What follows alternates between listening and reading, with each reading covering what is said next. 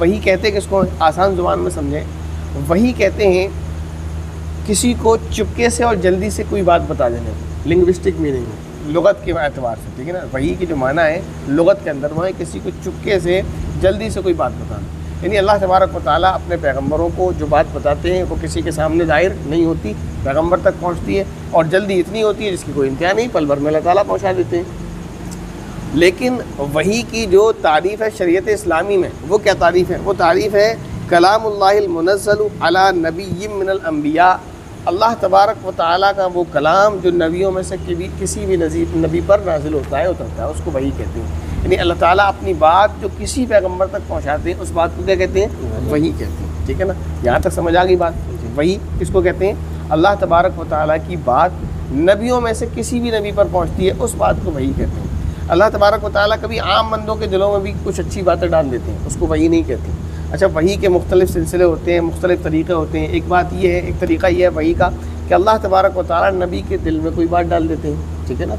دوسرا طریقہ یہ ہے کہ وحی جب آتی تھی تو روایات میں ملتا ہے، اس کو بھی سمجھ لینا چاہیے. اللہ کے نبی نے فرمایا سے جب پوچھا گیا کہ آپ پر وحی کیسے نازل ہوتی ہے تو فرمایا کہ میرے اوپر وحی ایسے نازل ہوتی ہے، الفاظ ہیں بخاری شریف میں سلسلۃ الجرس، کہ جیسے مسلسل گھنٹی بجنے کی آواز. اب لوگوں نے، نہ سمجھوں نے یا اسی طرح اسلام پر اعتراض کرنے والوں نے یہ کہا کہ دیکھو گھنٹی بجنے کی آواز آتی ہے.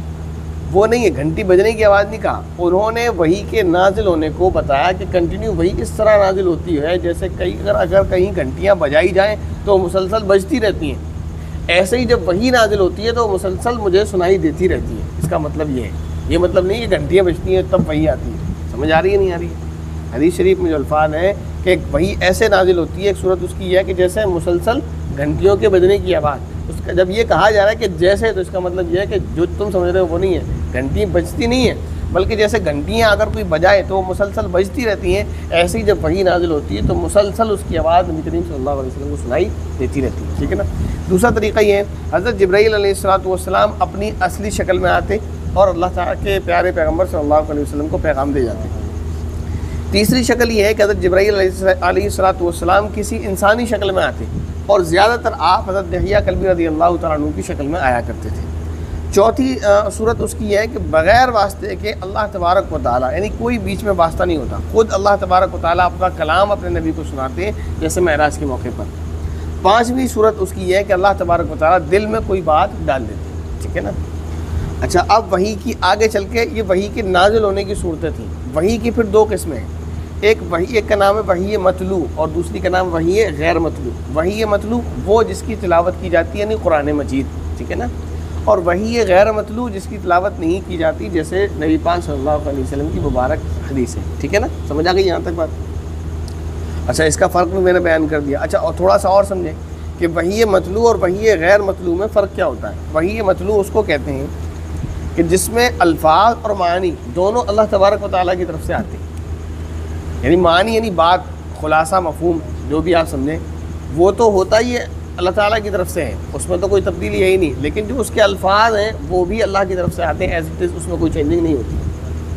وحی غیر مطلوع کیا ہوتا ہے؟ وحی غیر مطلوع یہ ہوتی ہے کہ اللہ تعالیٰ کی طرف سے ایک بات آ جاتی ہے، اس کا مفہوم آ جاتا ہے، اس کے معنی آ جاتے ہیں، لیکن الفاظ اللہ کے نبی صلی اللہ علیہ وسلم کے ہوتے ہیں، بعض مرتبہ اللہ تبارک و تعالیٰ کے بھی ہوتے ہیں. سمجھ آ رہی نہیں؟ اور آسانی سمجھاؤں، اللہ تعالیٰ کوئی بات بھیجتے ہیں، انہی الفاظ میں اللہ کے نبی آگے بیان کرتے ہیں. ٹھیک ہے نا.